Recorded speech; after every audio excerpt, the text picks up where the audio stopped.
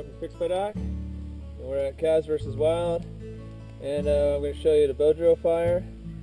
And just to let you know, even expert professionals that could do the bow drill, and like I am very good at the bow drill, but you know, even experts have their bad days. So just because I am really good at the bow drill does not mean I will get it on the first try or second try or even the third try. And the greatest experts of bow drill fires will even tell you that it's not guaranteed on the first couple of tries. There's no guarantee with it ever. The humidity in the atmosphere are going to affect it, the rain, there's all kinds of factors that are going to affect it. But we're going to attempt it today, and hopefully we get it good. What I'm using is a cedar fireboard, and as you can see, I've done several bow drills with it already. We're going to use this notch here today, and for me it doesn't really matter what style of V-notch you put in it, as long as the V-notch is less than 1/3 the size of the diameter of the hole. That's all that really matters to me. And this is a real nice thick cedar board, and this is an aspen spindle. So my absolute favorite wood for the fireboard is ironwood, but I don't have any ironwood, so my second favorite is cedar. My number one favorite wood for the spindle is aspen. If I can't find aspen, my second favorite is using the same exact wood that the fireboard is.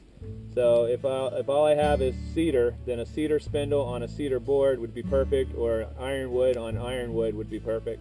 But today I have a good combination of cedar and aspen, which is a really great combination. Underneath it, you could take a leaf or a piece of bark or something like that. Like I could use this piece of bark right here and place it underneath the cedar board to catch my coal.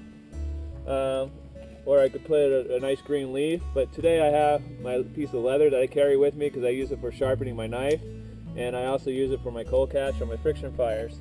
So I'm going to use that.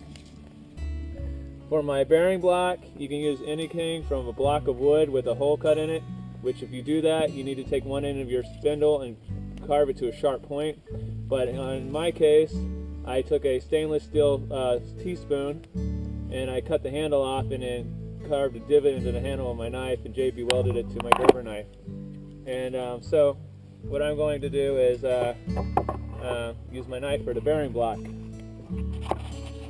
Just the camera there. So you want to put your fireboard on top of your coal catch, in this case the leather. You have your your fire bow with your cordage on it. I'm using a piece of paracord on a curved stick, and put your spindle on the inside of the paracord, between the bow and the paracord, with the part that you want, the end that's going to eventually be facing down. You're going to start with it facing upwards, and you're going to kind of rotate it around like that.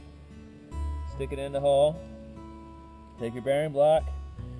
Pull my pants leg up out of the way. So you take your bearing block, put it in your hand like this, with just portion your wrist right up against your shin. So you have it nice and tight, and you can hold it straight up and down. And you want to do short strokes at first, and see it's going to pop off a couple of times. But you want to do short strokes at first, just to get it spinning. Don't get frustrated if it pops off a couple of times, which it's going to do. And it happens all the time. No matter how good you are, it's going to happen.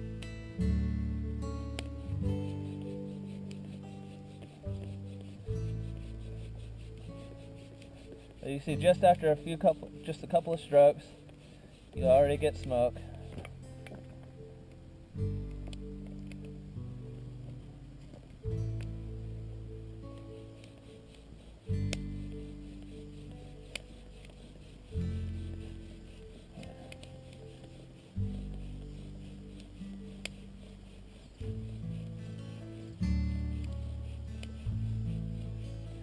Now you can see I'm getting a pretty decent amount of smoke, but I want a nice big coal.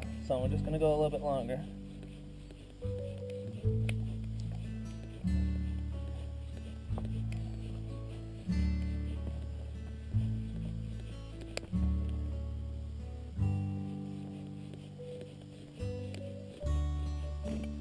Okay, now you see it's still smoking.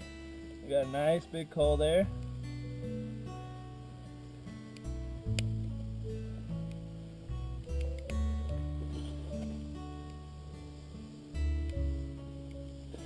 See that coal? It's just that easy. It just takes a few seconds once you get it spinning.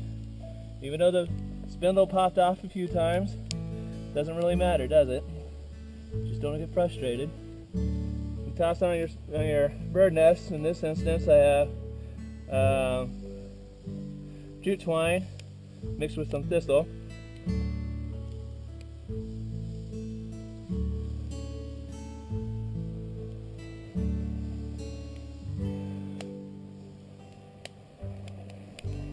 Wow.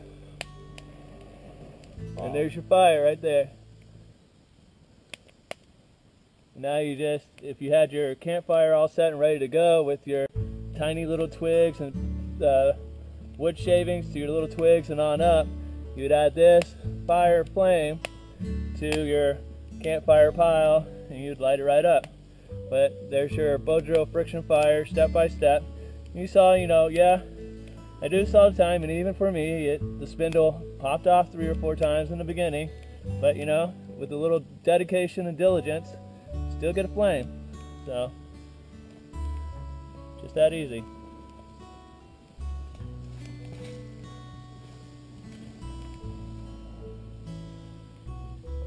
There you go.